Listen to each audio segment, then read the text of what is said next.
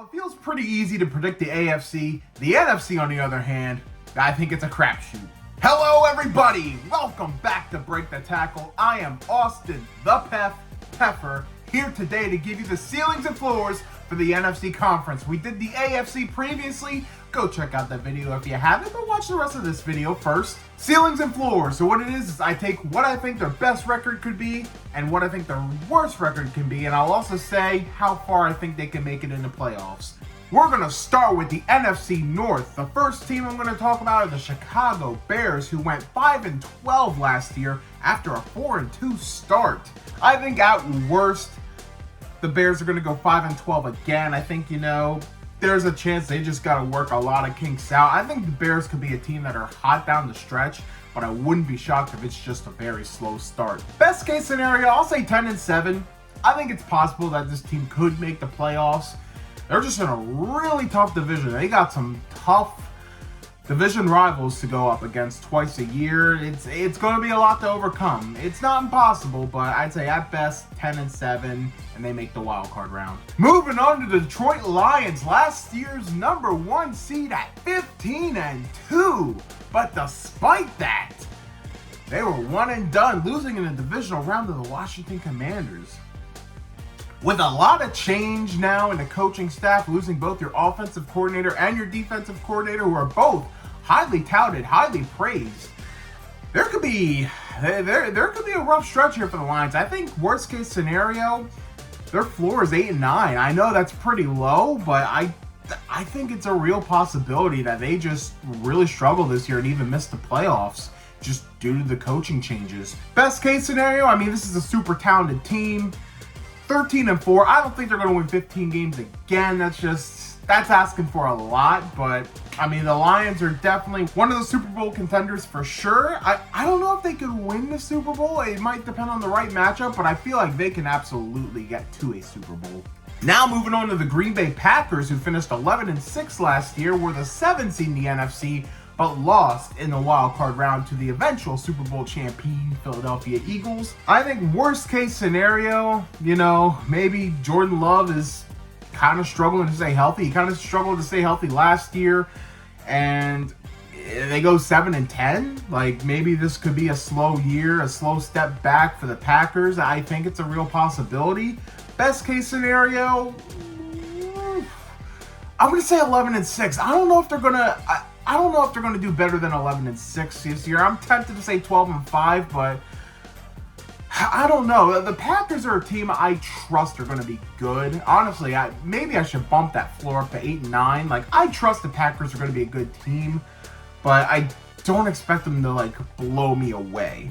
I think at the furthest I could see them making the conference championship, but I can't fully put my arms around them just yet. Going to move on to the Minnesota Vikings to round out the NFC North, who last year went 14-3, but despite only losing 3 games, they were a wild card in the 5 seed, and they were one and done to the LA Rams. This whole 3 teams in this division last year, playoff teams, and they all went one and done. Worst case scenario, their floor 6-11. If JJ McCarthy just doesn't have it, and it's just a really slow start. It might not be the best season for the Vikings, but I think this is a really talented team, and I think if JJ McCarthy's hitting, I'm going to say 12-5 is their ceiling. I don't think they're going to reach 14 wins this year, but I really think this Vikings roster is a damn good team, and I would not be shocked if they went back to the playoffs or even won this division. And I think they could probably make the divisional round, but probably not much further. I'm not there yet.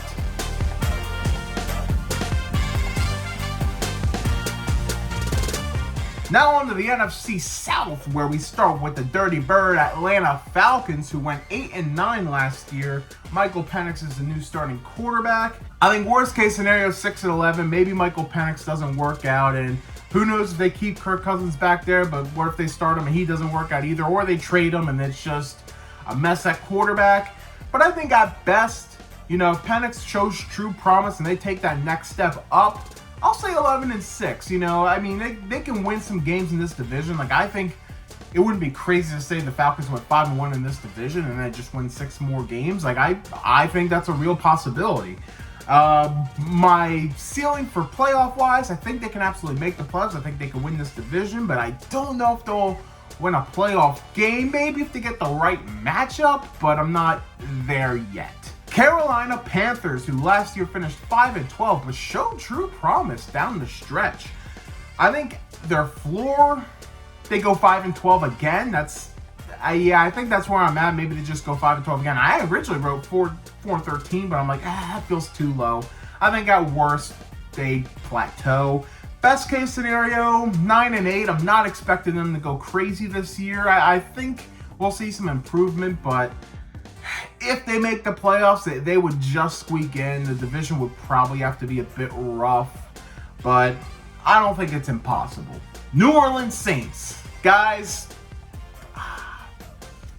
if I had to pick any team to be picking first overall this year, it would be the Saints. I'm not feeling the Saints at all. Their floor, 2-15. Like, you'll probably squeak out 2 wins, I'm sure, but I'm not feeling it for you guys. My ceiling, 6-11. Like, I'm low on the Saints. Like, if there's any team that I just not feeling at all this year, it's the Saints.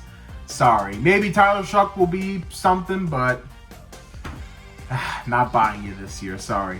Finally, in the NFC South, we got the Tampa Bay Buccaneers, who went 10-7 last year and took the 3 seed, but were eliminated to the Washington Commanders in a pretty good game. I think their floor this year, I'll say 8-9. Like, I feel pretty good that they'll more than likely have a winning season again. There's that chance, but I mean, Baker Mayfield's on his 17th offensive coordinator, but he just overcomes it every time. Like, tip the cap to Baker.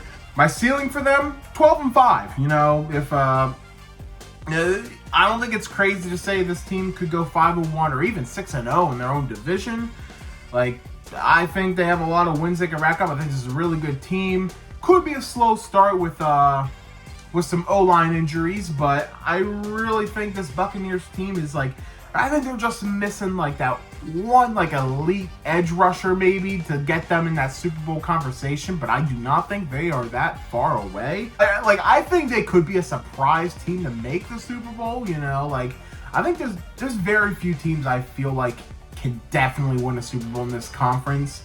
But I feel like with that list being so small, there's a chance there could be a surprise team. And I think if there's any surprise team to make the Super Bowl from the NFC, I feel like the Buccaneers are a solid option. Can they win it? Don't feel good about that. But I don't think it's crazy to say the Buccaneers would sneak their way into the Super Bowl.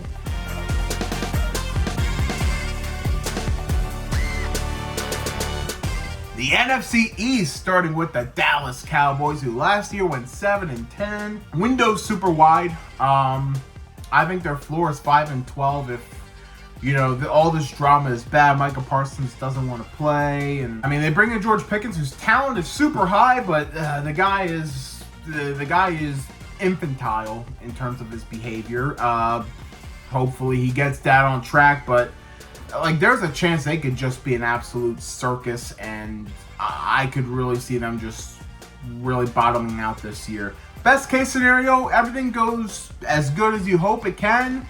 I'll say 10-7, maybe 11-6, but like, I think the Cowboys can definitely be a playoff contender, but I also think they could be a complete disorganized mess just as much. I feel like they can make the playoffs, but I don't know how much further they would go after that. The New York Football Giants, 3-14 last year. Rough year for the Giants. Not only doing that, but having to watch Saquon Barkley, who was your guy, win a Super Bowl with your division rival. Worst case scenario, you go 3-14 again. Like, I think there's potential with the Giants, but the thing is they have a brutal schedule, and, you know, it could be more of the same.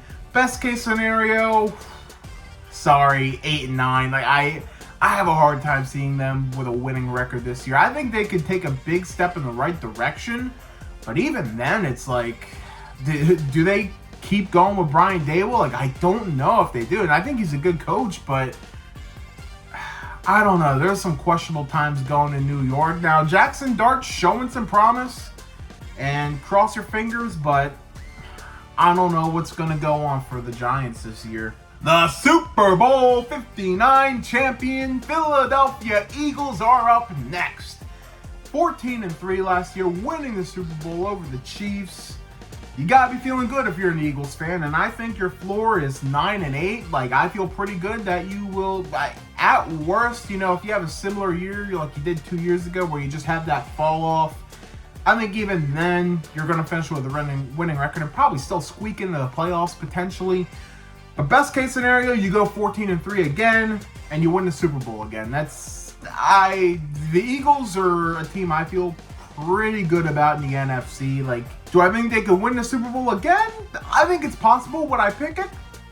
Stay tuned. Stay tuned for more videos. Finally, the Washington Commanders, who last year surprised many of us going 12-5 and making it to the conference championship before losing to their rivals in the Eagles.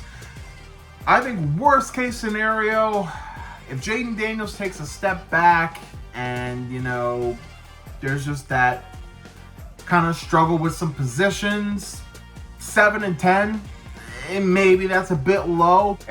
Almost every year there's that one team from the conference Final Four that takes a big step back. I think Washington is a possibility. I believe in Jaden Daniels, but, you know, more teams are going to have film on him. Have they done enough to improve the O-line? They got some questions. Their ceiling, they go 12-5 again.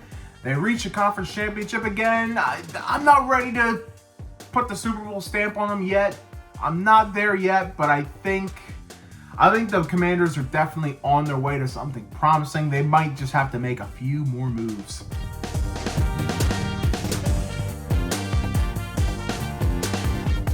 Last division, the NFC West. Starting with the Arizona Cardinals, who went 8-9 last season. The Cardinals are one of those teams where it's like, I feel like they're up and coming, but I feel like they've been up and coming for like 10 years. Like, it's like, how many times am I going to be repeating that?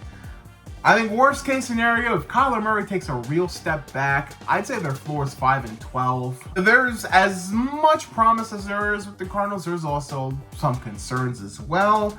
And I just don't, like, is Kyler Murray committed enough? Is he going to be able to take that next step? Like, I feel like this is a make or break year for Kyler Murray for sure. And if all goes just absolutely awful, I think it's possible this could be a 5-win team. Best case scenario, their ceiling is 10-7. They reach the playoffs. Don't know if they go much further than that, but I definitely think, you know, this could be the year where the Cardinals finally take that big step forward. The LA Rams, last year's NFC West champions, 10-7, and taking the 4th seed before, actually they won their first playoff game and losing in the divisional round to the Philadelphia Eagles. This might be my biggest window yet. There's a lot of big windows here in the NFC, and it all comes down to Matt Stafford. What's his health? I'm pretty scared about it. If all goes bad, if Stafford can't go, and, you know, there's also a little bit concerns with the left tackle. I heard something about blood clots. 5-12. Like, if Stafford just can't go and Jimmy G is aging and don't really know about Stetson Bennett, like, I don't think it's crazy to say this could end up being a 5-win team. Like, we saw how they were without Stafford before. Like, could be a repeat of that. But if all goes right, if Stafford's health is actually not a problem at all, then, you know, Super Bowl contender, 12-5, like, it's a wide window. It's crazy. The Rams were like one of my like Super Bowl favorites before the Stafford injury, and now I'm like too scared to even really go that far with them. But I mean, if his health ends up being okay, then I don't have any fear of putting that Super Bowl stamp on them. But until then, I'm pretty hesitant. The San Francisco 49ers, who went 6-11 last year, but they got themselves an easier schedule this year. Injuries, it seems like they're not going away that much. They've had some key losses. I think their floor is 7-10. I think they'll be better at least this year. And their ceiling, I'll say 12-5. You know, they could get right back in the form, and they're one of the best teams in the NFC again. But I don't see them making it far into the playoffs. I'm going to say divisional round. I feel like it's the first they go. Maybe conference championship, but I'm not feeling Super Bowl with the Niners this year. I feel like they're very much a playoff contender, but I don't know how much further I can go than that. Finally, the Seattle Seahawks, an interesting team this year, going 10-7 last year, just missing out on the playoffs. Out is Geno Smith, in comes Sam Darnold. I think at worst, and maybe it's just a young team, maybe there's too much turnover, they go 7-10, they gotta work some stuff out. Best case scenario, I'm gonna say 11-6 is their ceiling, and they can make the playoffs. I don't know about winning a playoff game, but I feel like the Seahawks are taking a step in the right direction for their future. It might not fully come into play this season, but I think there's a lot of promise moving forward for the Seahawks.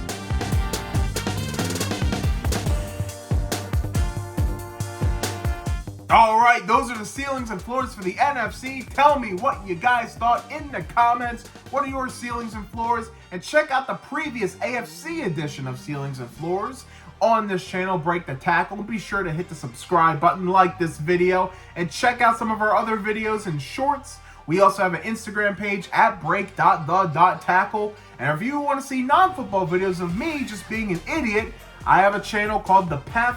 Check out those shorts and videos coming soon. Thanks again for watching Break the Tackle. We love football. We talk football.